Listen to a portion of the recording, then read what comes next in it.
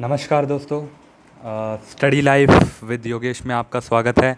आज मैं आपसे रशिया के डेड मैन हैंड के बारे में डिस्कस करना चाहूँगा। आज मैं आपको बताऊँगा कि रशिया का डेड मैन हैंड क्या है और रशिया यानी रूस जैसे ताकतवर देश के बारे में भी हम आज बहुत सी बातें जानने की कोशिश करेंगे। तो रूस जो अपने आप में ही काफ़ी ताकतवर, काफ़ी पावरफुल देश है। पहले यह यूएसएसआर कहलाता था। यह दुनिया का काफ़ी ताकतवर देश था। लगभग आप ये समझ लीजिए 60% जो एशिया का भाग था वो यूएसएसआर में था। लगभग आज दुनिया के जो 11 देश है, कज़ाकिस्तान, किर्गिज़स्तान, उज़्बेकिस्तान, ये ताजिकिस्तान, खुद रशिया, ये सारे देश मिलकर यूएसएसआर का निर्माण करते थे। यूएसएसआर काफ़ी ताकतवर देश था। आप इसीलिए और जो ये इसकी ताकत को बढ़ावा देता है, ये जो हम बात करते हैं डेड मैन हैंड के बारे में, तो आज हम इसी के बारे में बात करेंगे।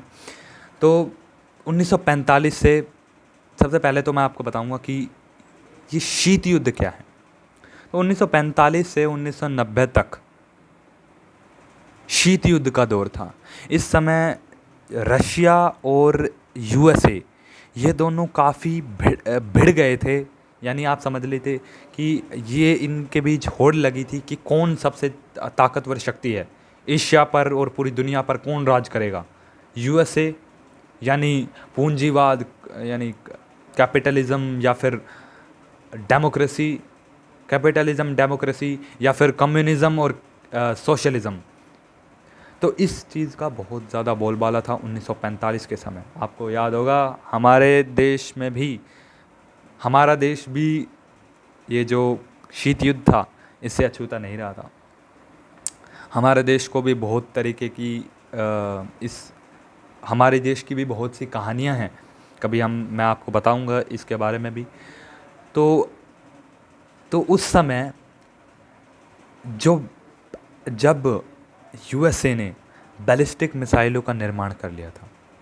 बैलिस्टिक मिसाइल छोड़ी जा सकती थी रूस के ऊपर, और कुछ सेकंड के अंदर ही रूस का एक हिस्सा दुनिया से छूमंतर हो सकता था। इतना पावरफुल उस समय कहलाता था बैलिस्टिक मिसाइल, जब यूएसए ने इसको डेवलप कर लिया था। तो बहुत ही, आप कह लीजिए, बहुत ताकतवर था उस समय यूएसए। तो यूएसएसआर के नेताओं ने इस बारे में सोचा कि क्या होगा अगर यूएसएसआर कोई जवाब ही नहीं दे पाया, उसके सारे न्यूक्लियर वेपन्स धरे के धरे रह जाएंगे अगर वो उनका यूज़ ही नहीं कर पाएंगे। अगर यूएसए ने उन सारी मिसाइलों को दाग दिया यूएसएसआर की मोस्ट पावरफुल सिटीज़ के अंदर, यानी मॉस्को के अंदर, यानी सेंट पीटर्सबर्ग के अंदर, व्लादिवोस्तोक के अंदर, तो क्या होगा यूएसएसआर का। वहाँ के नेता भी अगर चल बसेंगे तो ऑर्डर कौन देगा उनकी हाई कमांड को, जो कि न्यूक्लियर वेपन से छोड़ सकती थी।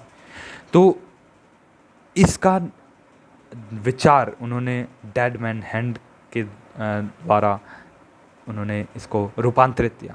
यानी डेड मैन हैंड की शुरुआत वहाँ से हुई। तो डेड मैन हैंड जो है, यह बहुत सारी मिसाइलों का, बहुत सारे न्यूक्लियर वेपन्स का एक सिस्टम है। इसके द्वारा रशिया, अगर मान लीजिए रशिया के ऊपर कभी हमला होता है, तो रशिया कुछ सेकंड्स के अंदर दुनिया के आधे से ज़्यादा भागों को ख़त्म कर सकता है। इतना ताकतवर इसको कहा जाता है। इसीलिए रशिया को बहुत ज़्यादा ताकतवर देश कहा जाता है। इसीलिए आज भी जो पाश्चात्य संस्कृति, यानी पाश्चात्य देश हैं, वेस्टर्न सिविलाइजेशंस के देश हैं, यूएसए, आज भी वे डरते हैं रशिया के ऊपर हमला करने से पहले। वे कई बार सोचते हैं कि क्या इसका परिणाम होगा अगर वो बैलिस्टिक मिसाइलों का यूज़ करते हैं। तो ये होता है रशिया का dead man hand. Dead man hand के ऊपर काफ़ी एक किताब भी लिखी गई है। वो किताब के बारे में मुझे इतना मालूम नहीं है, मैंने पढ़ा है इसके बारे में, तो आप सर्च करके देख सकते हैं इसके बारे में। तो रशिया के बारे में आज अब मैं बताना चाहूँगा कि ये प्लूटो से भी बड़ा देश है। प्लूटो प्लूटो अपने आप में बहुत ही बड़ा देश है, आप सॉरी बहुत ही बड़ा ग्रह है। अगर हम देखें तो नौवा ग्रह हम कहलाते, पहले कहा जाता था इसको, 2006 के बाद इसको रिकॉग्नाइज़ करना साइंटिस्ट ने बंद कर दिया। अब इसको ड्वार्फ प्लैनेट कहा जाता है। तो प्लूटो से भी बड़ा देश है रशिया, अपने आप में काफ़ी ताकतवर देश है।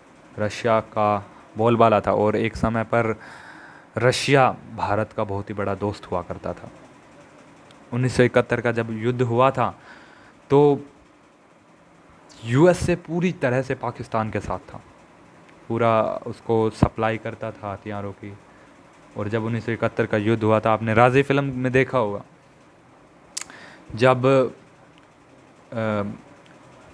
एयरक्राफ्ट कैरियर भेजे थे उसने, यूएसए ने, बंगाल की खाड़ी में, बे ऑफ बंगाल में, तब यूएसएसआर ने उनको काउंटर करने के लिए अपने अपने लड़ाकू विमान भेजे थे।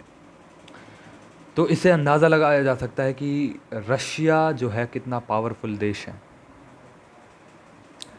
तो आपको कैसी लगी ये वीडियो हमें बताएं। अगर आपको अच्छी लगी हो तो लाइक कीजिए, और हम आपसे सुझाव लेना चाहेंगे कि हमारा चैनल कैसा है। हम बहुत कुछ इसके अंदर सुधार करने वाले हैं आने वाले समय में। ये जस्ट हमारा एक डेमो वीडियो था। तो धन्यवाद आपका। Thank you for listening.